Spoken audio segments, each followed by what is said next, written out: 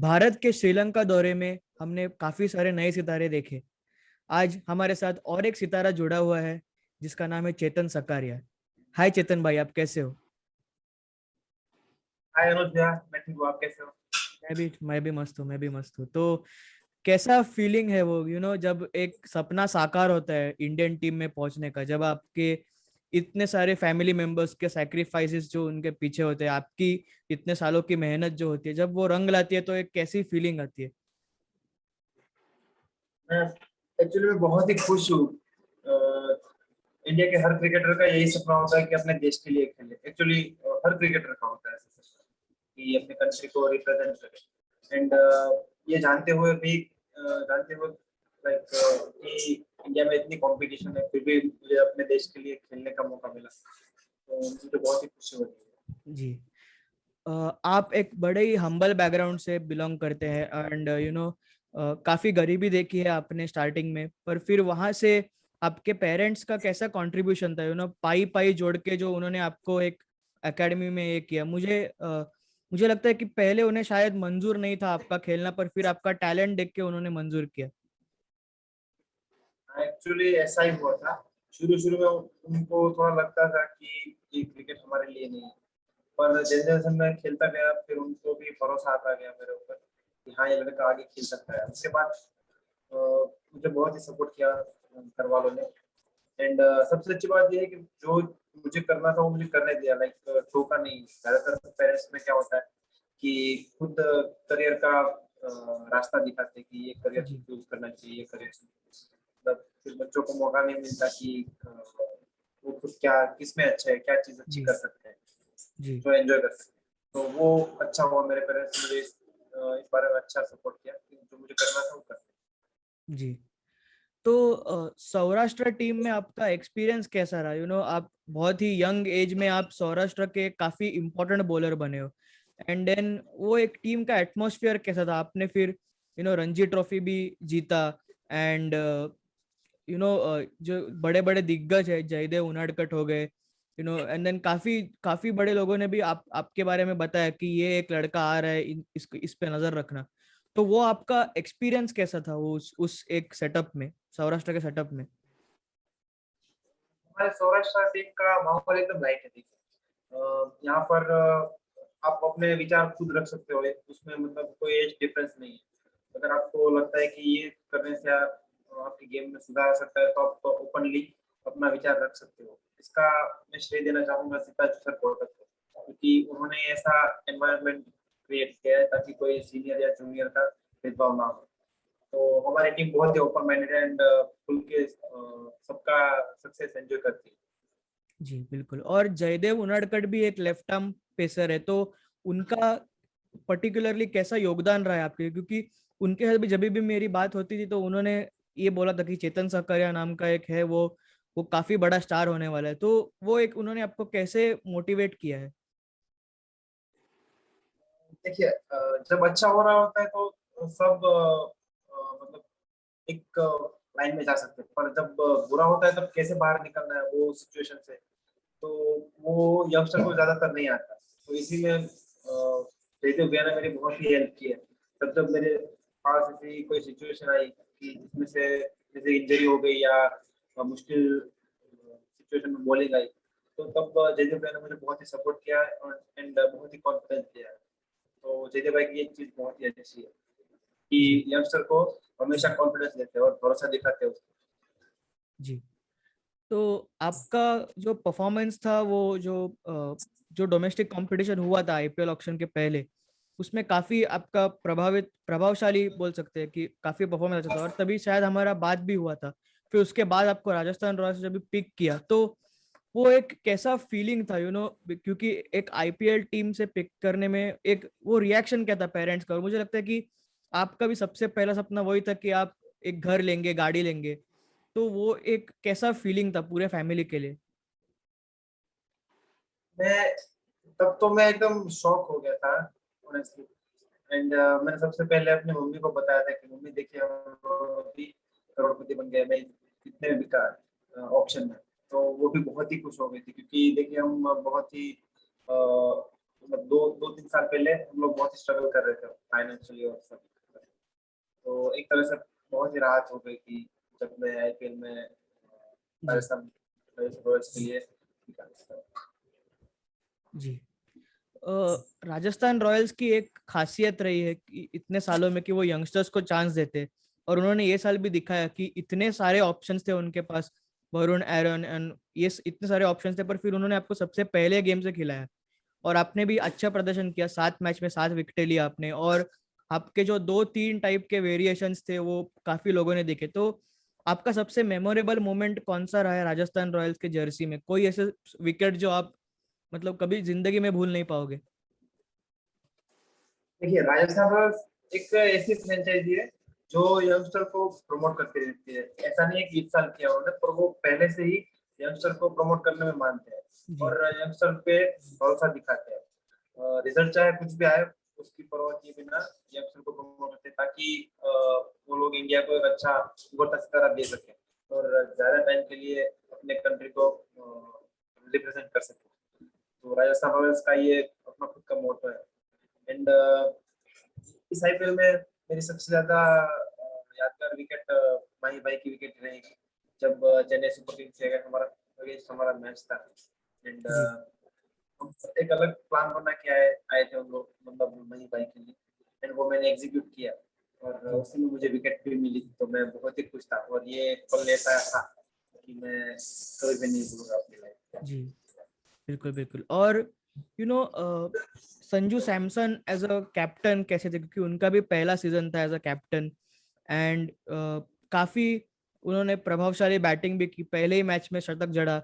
और फिर उनका एक प्रभाव कैसा था टीम पे? वो एज अ कैप्टन कैसे आप उन्होंने बैक किए? क्योंकि 3 लेफ्ट आर्म पेसर्स खिलाना भी एक अलग टाइप की स्ट्रैटेजी थी, किसी ने इतना सोचा नहीं रहेगा। शायद पहली बार हुआ रहेगा कि तीनों आप, मुस्तफिजुर और Jaydev Unadkat 3 left arm pacers थे। तो उन्होंने एज अ कैप्टन आपको कैसे बैक किया? हम तीनों लेफ्ट आर्म एक साथ खेले थे एक ही टीम प्लेइंग 11 में, और ऐसा है कि हम तीनों लेफ्ट आर्म तो थे, पर सबके पास अलग अलग एबिलिटीज थी। तो वही संजू भैया का प्लान था कि वो एबिलिटीज यूज कर सके, कहाँ कैसे यूज करते हैं वो गेम के हिसाब से, तो उनका वही सोचना था। And as a captain Sanju भैया बहुत ही अच्छे कैप्टन है। जैसे कि आपका जो स्ट्रेंथ रहेगा उसमें आपको ज्यादा कंफर्टेबल कराएगा।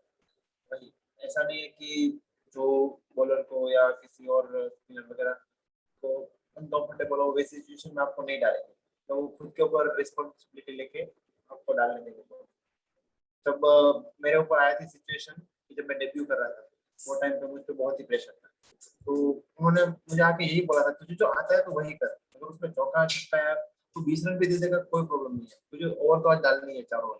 वैसे करके उन्होंने मुझे कॉन्फिडेंस दिया कि तुझे कुछ भी हो जाए रिजल्ट की चिंता मत कर, तो अपनी बॉलिंग डाल बस। तो उसकी वजह से ही मैं थोड़ा बॉलिंग कर पाया अच्छी तरह से।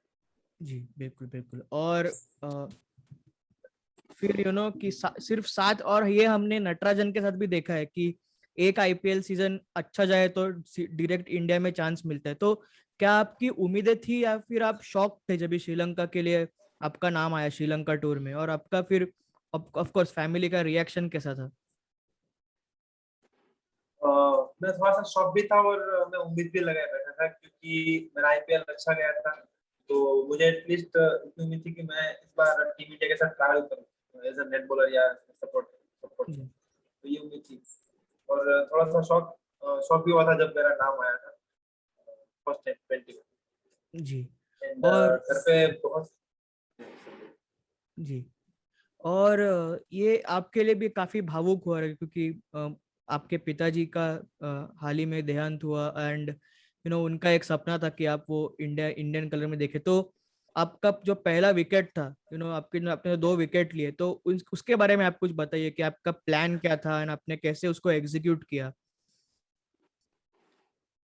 एक्चुअली उस टाइम पे वो सेट बैट्समैन सेट हो गया था, तो बस उसको रन कंटेन करने की कोशिश कर रहे थे हम लोग, और उसी में उसने एडवांस खेलने की कोशिश की और कॉट आउट हो गया। दूसरी विकेट हमने प्रॉपर प्लान करके ली थी, जैसे कि बैट्समैन को प्रॉपर प्रेशर में डाला, उसके अगले 3-4 बॉल में रन नहीं आने दिए इजीली, और वो बॉल पे कंपलसरी वो ट्राई करने वाला था, क्योंकि उन लोगों की रिक्वायर्ड रन रेट बहुत ही बढ़ रही थी।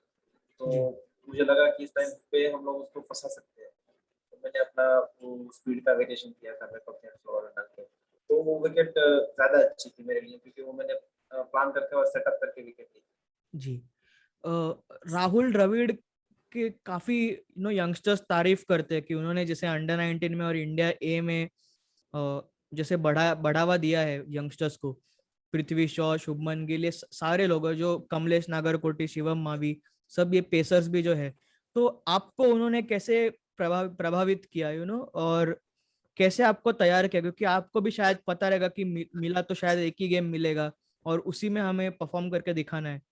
तो कैसे राहुल द्रविड़ का एक प्रभाव कैसा था, राहुल द्रविड़ और शिखर धवन का भी? राहुल सर की पहले दिन से मेरे ऊपर नजर थी।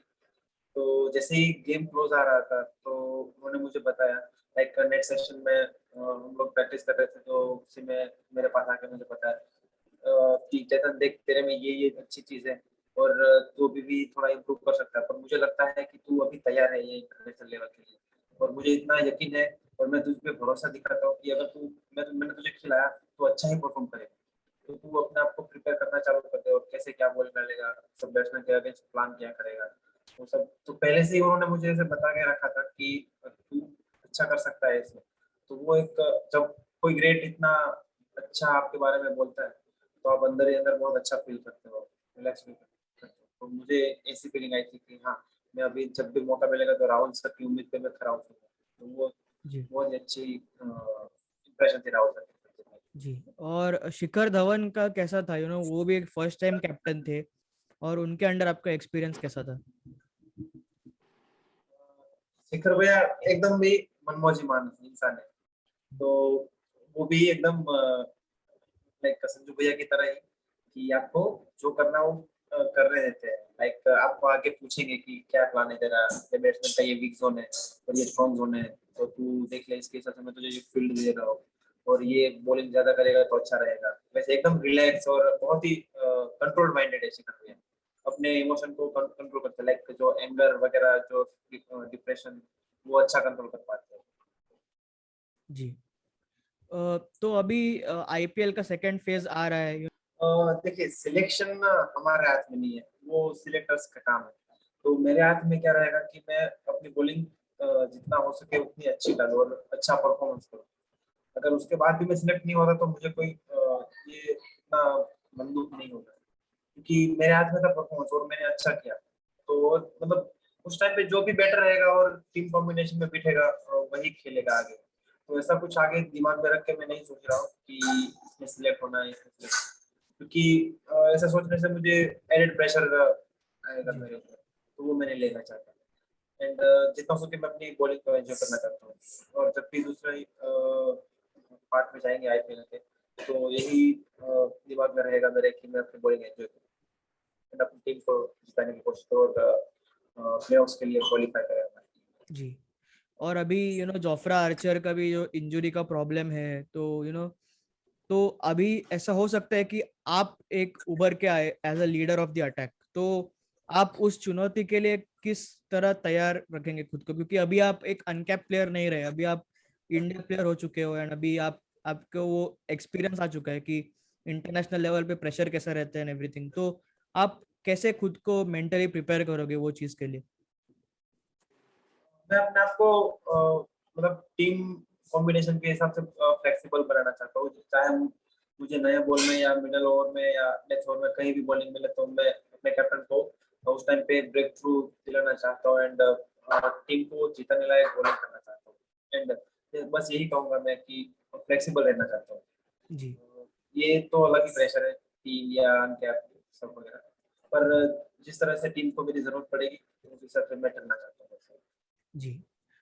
थैंक यू चेतन भाई, आपने बेपाक होके हर सवाल का जवाब दिया, और हम ऐसे ही उम्मीद करेंगे कि हम ऐसे ही जुड़ते रहे, आप इंडिया के लिए नाम बनाते रहो, और हम ऐसे आगे बढ़ते रहे ऐसे ही। Thank you so much, thank you once again. Yes, I'm good. My pleasure. Thank you, thank you.